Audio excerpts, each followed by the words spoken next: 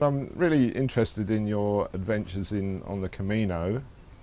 When did you first go there, and why did you decide to do that? Well, I happened to be in a doctor's surgery. I think it was in something like the year 2000 or 2001, and I read an article in the Reader's Digest about the Camino, and I thought, God, I want to do that. That was sounding to me like a great adventure, mainly because I've always been interested in Spain, the language, the culture, you know, the drama of Spain. And I wrote to London because the Camino there's a fraternity in London, and I wrote to them and asked for any information they could let me have. And they sent me a book of a little tiny book that detailed the refugios that you're staying along the way. That's about all I got. So I made my mind up to go, and it wasn't until 2004 that I was able to go. In the meantime, I was a bushwalker. I used to do a lot of bushwalking, but I wouldn't have described myself as someone who was super fit. But I was a bit anxious about going because it's about 900 kilometres across terrain that I didn't know. So every morning I used to fill a backpack, and I used to walk around Lansdowne Crescent, or 6 kilometres, to get myself fit. Anyhow, when I eventually got to San John Pied de Port, was the other side of the Pyrenees, I saw the people that I was going to be walking. I couldn't believe it, because, you know, there were people on walking sticks. There were people who were grossly overweight and not a bit fit. And I just thought, wow, if they're going to walk the Camino, I'll be there in no time. You can imagine. And that's great. And how old were you when you decided to do this? Well, I'm 81 now, so in 2004, I would be in my 60s, wouldn't I? Something like that. Yeah. 60s. And but you know, it wasn't as easy as I thought, because I started off between the villages, like 5 kilometres, 10 kilometres a day, and gradually, as my fitness increased, I was walking 20 kilometres. Yeah. I built up to it. But I did see some pilgrims who had the most terrible injuries, you know, bleeding feet. When we got to refugios of an evening, they would unwind the bandages from their feet. They had bleeding feet, they had shin fractures. You know, I was very fortunate, because one thing I have got is good feet. And yeah, so, you know, in that way I was pretty lucky. Yeah, so it was very interesting. And what was marvellous about it was the villages where the refugios were. The plan is that you go to the church, the mass, next to the refugio, because then you get the blessings of the priest. And usually the food that in the nearby in the villages was excellent. You know, they provided what they call the pilgrim's dinner. So you got a really good soup, a main course, and creme. There's a famous Spanish dessert called creme brulee, is it? That's it. Yeah. It never fails. And then a carafe of red wine. Wow. Was just, you know, it was brilliant. But one of the great things about the staying in the refugios with other pilgrims from different countries, you share food, and that in itself was a marvellous thing. What were the highlights of the first trip you did on the Camino? Oh well, one of the highlights for me was we got to this refugio, and you know, it's a bit of a struggle for me to remember the name of it, but we went into the church after the mass. The priest invited us into the hall, the church hall, to have garlic soup. And there was a whole, we sat round a horseshoe-shaped table, and we had the garlic soup and other food, and then I was sat, believe this or not, I was sat between two Germans, and he said, and now I want you all to start singing the last chorus of Beethoven's Ninth Symphony. If you can't sing it, I want you to hum it or la la la. And I know it very well because I've always been a great lover of classical music. And I turned to these two Germans who were sat next to me, and I said, well, this is just up your street, isn't it? You'll be able to sing the words. They said, they didn't know what I was talking about. I said, Beethoven's Ninth Symphony, you know that, don't you? They said, no, we've never heard it. It's true. I can't tell you, I was in shock. I thought, wow. Anyway, it was a marvellous occasion. And another highlight was this, that I was working with this American girl who had been in the US Army, and she was very strong, and I don't know what had happened, either she'd been discharged from the army or what. Anyway, she was doing the Camino for some penance or other, and with her was this guy from South Africa, Carl. But they, not like me, you know, I was totally ignorant when I started the Camino. I didn't know anything really. I had a little book I'd got from London, but they had done a lot of research, and they'd read up on all the places that had a lot of meaning.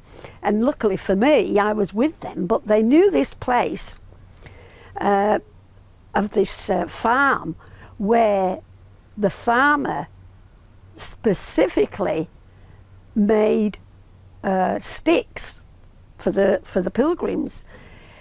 He cut down trees and fashioned them into the most wonderful walking sticks. Not to say a walking stick, it was what you call a staff. You know, a very long, straight, very powerful stick. And because I was with these two and they knew where to go, we went up to this farm and met the farmer. And he couldn't speak a word of English. And he took us into this backyard. And there were thousands of these sticks leaning against the fence. And he gave us each one. But when he gave it to us, he made me practice walking with the stick up and down the length of this bloody yard. And I couldn't get the walk right with the stick. And he kept shouting at me to put my foot, the stick first, then my leg. And this went, it was unbelievable. But when we finally left him, I'll tell you that I treasured that staff because it helped me so much.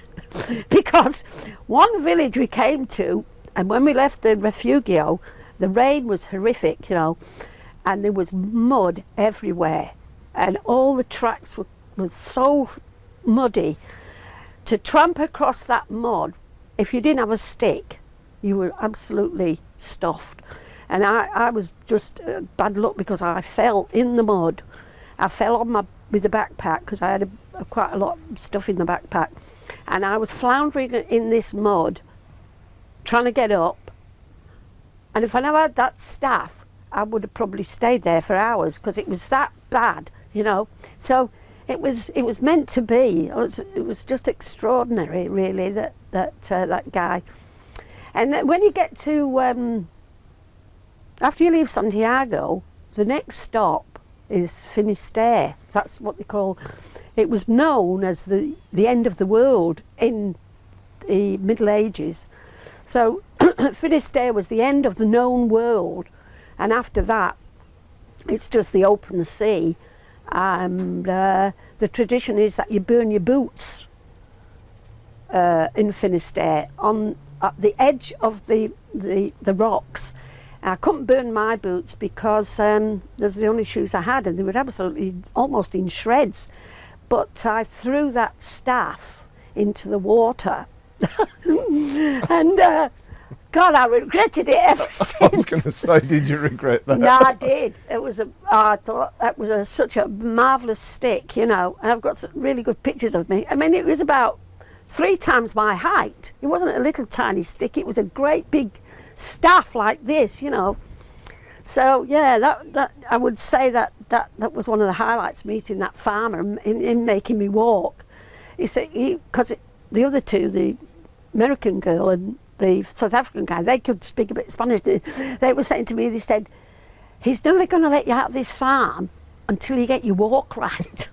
Well, they obviously did, because you got out of there. Yeah, eventually got there, because they were fed up with waiting, you know. But there's an art of walking with a stick, you know. That was just amazing. What was it like the closer you got to Santiago? Was you getting more and more tired, or? Well, yeah. Also, the closer you got to Santiago, the harder it was to get a refugio bed, because other pilgrims come in. Like, I started off in April, and in the middle of the year, when it gets towards May, the people come from Spain and from other countries during the holidays. So the refugios get very, very crowded. And the closer you get to Santiago, you're lucky if you can get a bed in the refugio, because you've got to get there like as early as possible. You can't get a bed if you got there in the afternoon. You've got to get there. So it means you have to get up very early in the morning, 5 o'clock in the morning, to get marching in order to get your bed. So it gets very crowded, and then you get people getting up at the crack of dawn in order to get to the next refugio, you know. And so there's that aspect, you know, too, because if you don't get a bed in the refugio, you've got to sleep inside the church, or you've got to sleep in a hotel, or, you know. And the last thing you want to do is not, because the refugios, you don't have to pay. It's the original dwellings where the ancient pilgrims used to sleep. And I tell you, one funny thing I never forget was, I was in this village having a rest, and all the other thing about the Camino is there's hundreds of people do it on bikes. All the time there's bikes going, not on, only when you're on the main road. The bikes can't go across country. They only, when you happen to be in a village, the cyclists sweep past. They're all calling out, "Bon Camino, Bon Camino." And these two cyclists stopped near me, and they had something wrong with their bike. And do you know, they asked me if I had a spanner. I just could not believe that they were cycling across Spain without any tools. They didn't have a screwdriver, they didn't have a spanner, they didn't have any kind of tool. One of their bikes had broken, I don't know what it was. And the only thing I had was a nail file, and I had to give them that. I mean, that's unbelievable, wasn't it? Well, it's cheating a bit if you're riding your bike across, surely. Well, when they get to the refugios, the pilgrims, the walkers, get the first choice. Cyclists, anyone in a car, anyone on a bike, they get the last preference. It's the original walkers that get the first beds. Yeah. And how were you faring? Were you struggling towards the end because you're so tired, or you getting more and more fit? I was getting really well, getting really fitter as I got towards the end, more or less. After I was doing 10k, and then 15k, and then I was walking 20k. I only walked 25k once, and my legs were like jelly, and I could hardly walk. And I was with this guy from England, and he was walking really fast, but I had to keep up with him, because he said to me, "This next village we get into," he said, "they serve the best black pudding you've ever had in your life." And I, being Lancashire, black pudding is like, it's like gold for me. And I thought, God, I've got to keep up with him to get the bloody black pudding. Before he eats it all. Anyway, he knew the restaurant to go to, and he was a doctor actually in England. And he met up with this other guy, and we went to this restaurant. He invited me to join them, and I'm not kidding you, with it, one of the best meals I ever had. In this black pudding, it was just as he said, perfect. Fantastic. It was brilliant. But my legs were in a terrible state after that. I mean, my feet were good, but my legs were very, they were like jelly, I had no strength in the legs, so I had to really rest up. The thing about the refugios, you could only stay one night, and because you've got to move on the next day. And one place I got to, and I can remember I didn't feel too good. I thought, oh God, I'm not going any further. And I asked if I could stay an extra night in this refugio, and they said no, but you can go and see a doctor and have a medical. This is amazing when I think back on it. And if they say you're not fit enough to walk, well, then you can stay another night. I think it was in Burgos. So I went to the doctor, and they gave me a complete medical. It didn't cost a thing. They checked out my heart and my breathing and everything else. And they said, well, we think that you need to have a rest overnight. Wow. So they wrote a note, and I stayed one extra day in the refugio, Fantastic. which I thought was brilliant, Yeah, you know. yeah. Oh, it was just absolute magic. And did you have any snoring issues with?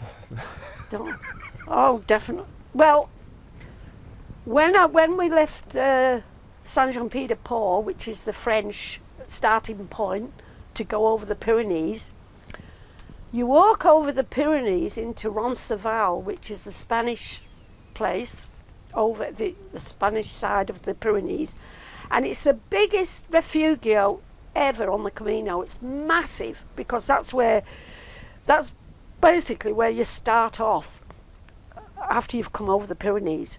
And it's a huge dormitory with hundreds of beds, and there's men and women and everything. The snoring in there was unbelievable. It was like a helicopter, a tractor, a bulldozer, all in one room. I never slept a wink. I was exhausted. And then the great thing about that place, though, was downstairs where the bathrooms were, the shelves were loaded with clothing and gadgets like you've never seen. That people had got there, taken like electric toothbrushes, hair dryers, and they realised that you couldn't carry that kind of stuff. They'd offloaded themselves, and the shelves were loaded. I rigged myself out in new underclothes, new shorts. And this American girl did exactly the same. We just, because I'd been travelling through Thailand and Laos before I got to Saint-Jean-Pied-de-Port, so my clothes were pretty worn out then. And this American girl, we did the same. And there was shoes. It was staggering what people had just were taking, thinking, but they realised, you know, that it's impossible to carry that much stuff over 900 kilometres. Yep. So we rigged ourselves out in loads of gear, you know, and then set off. Oh no, the snoring was unbelievable. I'll tell you what, one refugio I was in, if I could, I was trying to get on a bottom bunk because, you know, I was in my 60s and climbing up to these. Some refugees had 3 bunks, one on top of the other. And this particular place, I could only get on the top bunk. And you wouldn't believe this, but in the middle of the night, I fell off. I rolled over, fell on the floor, banged my head. And the other occupants in all the other beds were all Spanish. They roared with laughter. They could never forget this. And every time I came across them on the Camino, they'd call out to me, you know, something about me falling out of that bunk. Oh, that was amazing. Yeah, no, amazing Fantastic thing that happened. And you had to take a passport with you, which you got signed every stop. Yes, that right? yeah. You collect your pilgrim's passport in the office in Saint-Jean-Pied-de-Port, and everywhere you stay, every refugio, they have these beautiful stamps, all pictures, you know, of the actual history, signifying the history of the refugio. And that passport then qualifies you to get your certificate. At the end in Santiago, when you go to the Santiago office, you get this wonderful certificate with your name in Latin, and in order to get that, you've got to present that passport to prove that you've walked all that way. So it's quite marvellous, really. And then in Santiago itself is a famous hotel which is next to the cathedral. It's a very, like, 5-star hotel. And it's been there, like, it's an ancient house, but it's now a hotel. But in the old days, during the Middle Ages, they always supplied the pilgrims with a dinner. And I heard about this through this German girl, and she said, once we've been in the cathedral and seen had the mass, we'll go next door and get our free dinner. And so I thought, God, this sounds too good to be true. So we went into the hotel, but you go downstairs to the servants' quarters. Oh, there's nothing like, you're not in the posh areas. There's a servants' entrance, and you go through the kitchens, and they have a special kitchen. And I don't think I don't remember any other pilgrims knowing about this. I don't know how this German girl, she must have read about it or something. And sure enough, all the table was laid out, and we sat down to this sumptuous meal with wine and everything for the pilgrims. I mean, it was just sheer magic. But, in one way, she did me a good turn by doing that. But at the same time, I was booked in this hostel, this refugio, up a hill, away from the main square of Santiago. And it was run by these religious order. And it was a great refugio, great beds, and lots of rooms. But the condition was this: you couldn't leave your luggage there. You had to, if you stayed there, then if you went in during the day and you booked in for the bed for the night, you couldn't go. You went back at night, and the next day you had to leave with your backpack. And this German girl, I listened to her, and she said, "Look, don't worry about that, Mabel." She said, "You put it in one of those lockers. They're never going to find it. It's a massive place. It's hundreds of beds, hundreds of lockers." She said, "There's a locker behind the such a place. Put it in there." Foolishly, I listened to her, and that was the worst thing I did on that Camino, because the thing is that you can't be dishonest, or you can't do anything underhand like that. So I left the hostel with all my baggage in this secret hideaway. And when I went back to get it, they knew instantly. They said, is that your backpack? Oh, I said, yeah. They said, well, that's it. You can't stay here. That was a black mark, against my... I never forgot that. I thought, that stupid woman, typical, should never have listened to her. And I felt so embarrassed, because I felt such an idiot after they told me the rules, and then I didn't follow the rules, Oh. And what was it like when you finally got into Santiago and then went to the special mass? Oh, it was absolute sheer magic. The fact it was quite extraordinary, because everybody's hugging, all the pilgrims that are coming in from various areas, and they're all hugging each other that they made it. It's quite to think about it. Yeah, sorry about that. That's all right. It's very emotional. Yeah. And what about you remembered your father when you did a special... Yes. Well, my father was an atheist through and through, and he was a registered communist, and he hated religion. He thought religion, he was a great believer in what Marx said, that... was it Marx that said religion was the opium of the people? And he hated the royal family and anything to do with that. And well, and I'm not a Catholic, but I was a member of the Church of England, because I used to sing in the church choir. So when I went to the mass with these Spanish people, it was a particular special day. I've got it written down somewhere, but it was a day when the Archbishop comes to the pilgrims, to the cathedral, and you have the mass. And I was with these Spanish people, and they made me stand at the end of the pew so that when the Archbishop came down, I'd be quite close to seeing him. So when he walked down the aisle blessing all the pilgrims, and with his big mitre hat on, and he held out his hand with the ring. I bent down and kissed the ring. And I did it. I thought, oh God, I thought my father will be turning off in his grave.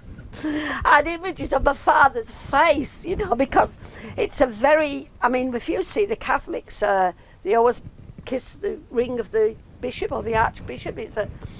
And then, oh God, I'll never forget that. After the Mass, it was a wonderful thing seeing that archbishop, because he had the most beautiful smile, and you felt the feeling that he was a very genuine person. I mean, it was like a real face of radiance as he came down, and just putting his hand out for people to kiss his hand. But basically, it's the ring. I think the ring is significant in the Catholic Church. It's like he's married to the church. Yep. It's like a wedding ring, really. So after that, we went up down the back of the altar, it has a big gold statue of St. James over the altar, a gold statue. And you can actually go up behind the altar and look down the church. It's quite a magical thing doing that. And that is where the actual bones of St. James are actually laid, behind the altar. And that's why you're allowed to go up there, because you're actually seeing the actual sarcophagus, or the gold box that is apparently the original bones of St. James in there. Wow. Yeah, it's quite a marvellous experience, really. But going into that Santiago Square, I can't tell you what that was like. I mean, you're just there, and there was horses, and there was a general feeling of huge celebration. I mean, it's just absolutely out of this world, marvellous. And to think that you're part of it. Yeah, it must be incredible. Yeah, it was. And what is the incense part of it? And you got a mention, didn't you? In that? Yeah, well, all pilgrims, whatever country they come from, because when you go into the office and get your scroll, to me it was like a degree. I mean, you get your name on it and where you come from, and they must write that in the register, and then that register goes to the church, so they read out your name and your country. That's it. Well, you obviously did really well, and they thought that you come from a long way away. Well, they come from all over the world. I mean, I met people from South America, because everybody. I'll tell you what. when you meet these South American people, like from Argentina and Brazil, Argentina, Brazil, where the Spanish swept through there. More than one person, Peru, I met a girl from Peru, she said, every time we went anywhere near the churches, she'd say, "That's our gold in there, that's our gold, that's what the bloody Spanish stole from us, that's our gold." Because when you go into the churches there, the gold is unbelievable. Yeah. Gold altars, silver, wonderful silver statues of Mary. The gold and silver in the churches is indescribable, because it's just masses of it. Yep. Even in the most little tiny local churches, you see these gold, everything, gold candlesticks, gold statues, silver. It's absolutely amazing. Wow. And the great thing as well along the way, the emblem of the Camino is the shell. And that's what you follow when you do the trail, because you look for the shell, and that's what that's the only markings that you will see. And on top of that, in all the villages, there's statues of St. James, and there's, it's quite extraordinary, really, how you how you follow the trail. Yeah, marvellous. And you got a special mention, didn't you, when you got called out in the mass, saying Mabel from Tasmania? Yes, I did. Yeah, well, I wasn't called. They mentioned the name. Yep. They read out all the names in the cathedral after the mass. They read of all the pilgrims, because the purpose of it is, well, along the way, the pilgrims, you're getting these constant blessings on your way, because the whole purpose of the pilgrim is it's like a homage. I mean, a lot of people do the pilgrimage, but they've got no religious ideas whatsoever. They do it as an exercise in keeping fit. I mean, a lot of people don't even go to the Mass. And I just think it's a shame in a way, because going to the Mass, it's like as if you feel part of the... we were once in one place, and I was with these two Canadian women. There was a whole group of us, and the priest came to us, and he asked us would we read the lesson in English from during the service, and I thought that was quite marvellous, really. And then they really like you to be involved, the local people, and that kind of thing. But I mean, that was in 2004. I mean, I don't know what it would be like now. But they really welcomed the pilgrims, because it obviously brought revenue to the villages and everything. But I tell you, the food was great all the way along. All these little cafes and that served up great food. And how did it change you as a person at the end, do you think? Well,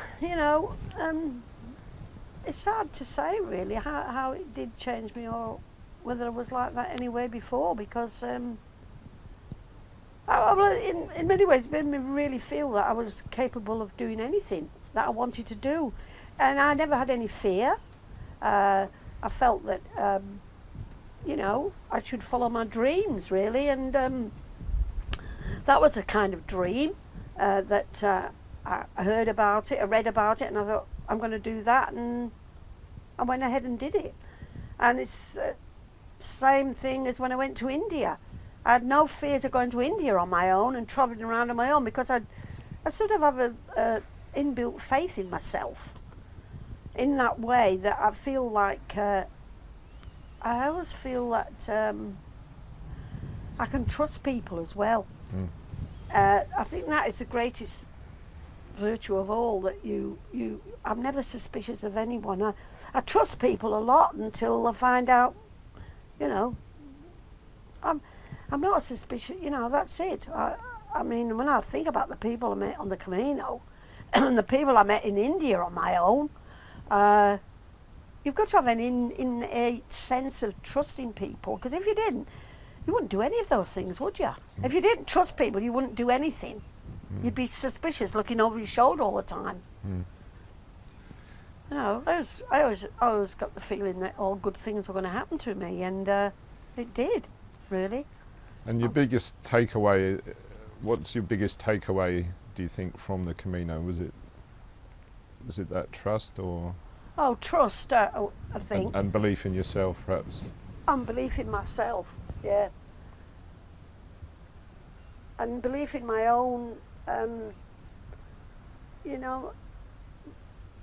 in my own ability to do things. I think I grew up, like, for instance, in a family where we didn't have anything, and I had a lot of inhibitions when I was a teenager. I never ever thought I was really good enough to do. Like when I went to live in London, I always felt that I couldn't do certain things, or I couldn't apply for certain jobs because I thought my education was bad. And I had inhibitions about my background, being working class. So, well, all that went. I have no inhibitions whatsoever now, because I just feel like I can do anything. And that's good. I look back, and I think knowing some other members of my family, like my brother in Canada, he's always had this chip on his shoulder about, he's another one. I mean, but he's in his 70s now, but he still has that kind of chip on his shoulder that he's inadequate, or he is not good enough.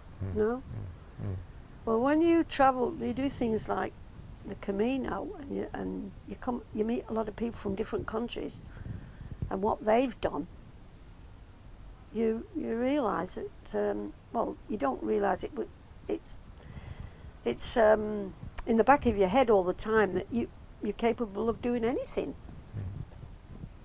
and you make great friends. I mean, this is the great thing about that. I met the best friends I ever made were Belgian girls.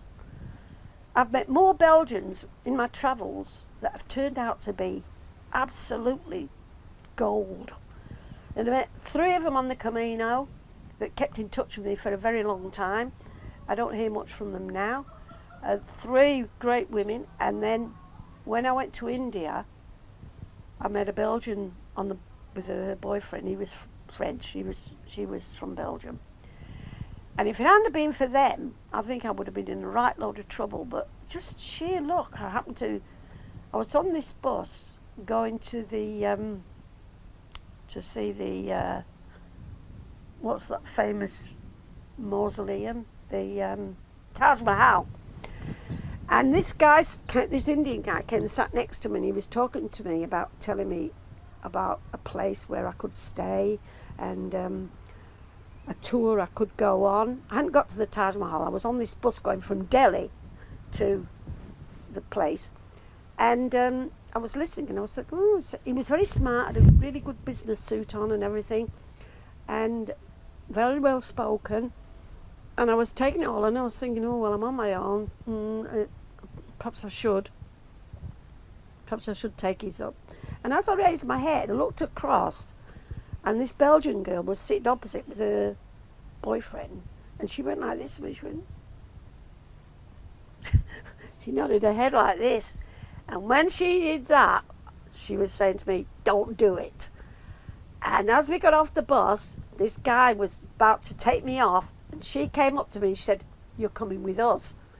And she'd been to India before, and she knew this place near the Taj Mahal, and she took me with her and this French guy, and she booked us in, and she was brilliant. And not only that, but I travelled with them after that we went to the Taj Mahal. And we became really close friends, you know. And I mean, I could have easily have fallen into a pit of, fear, and she kind of saved me. And we kept it. And then when I went back to the UK, a few years later, I went over to Belgium, to Brussels, because she was working in Brussels. She was working for the EU, and she married an Indian guy, strangely enough, and they had an apartment. I stayed with them. They took me to Amsterdam, and she got married in India, and she had a wedding in Belgium, and she invited me to the weddings, but of course I couldn't go. But we still keep in touch. But you know, those are the kind of people you meet. You meet them. Yep. They become like angels, guardian angels. That's how I call them, my guardian angels. I mean, people like that, you know, you come across, they're just fantastic. You're very lucky to meet people like that. I've never really met any bad people ever in my travels. Well, that's good. Jesus. And I've taken tremendous risks, you know, I mean, in many ways, especially when I was in Ireland, you know. I was went off to this island, Skibbereen, down in the south there, and I met this, I think he was Spanish, you know. He starts walking by my side and wanted to know where I was walking to. And I was walking to this place where these rocks are, ancient rocks. And I told him, and I said to him, well, he said he didn't know anything about them. And I said, well, why don't we go together? You know, I mean, God, it could have been anybody. There wasn't a soul in sight. There was just fields and tracks and scrub. And anyway, he came with me, and we found these rocks, but they were like ancient. There's a lot of ancient, like Stonehenge in England, except they're not marked. You've got to know where they are. And they were at the other end of this field, and in this field there was a black bull, and I said to him, I said, I'm not walking across there with that bull there, you know. And he said, oh, well, we'll try and walk around this field to get to these stone things, you know. And after that, it was really nice and he wanted to come to Tasmania. You know, I gave him my address. He was a lot younger than me. I mean, he was probably old enough to be my grandson. But that's the kind of people you meet. You know, there's no age barrier. This is the great thing about travel. Yeah. I mean, I've met some really great young people, and they don't look at you and think, oh, this old bird, you know, she's going to be a bit of a pain in the neck. But it's a strange thing, isn't it? How they you sort of chum up with all ages. It's a thing. It was like that on the Camino as well. All right, fantastic. Thank you very much. Oh, you're welcome. I'm sorry I cracked up. I get very emotional talking about things like that. It's all right.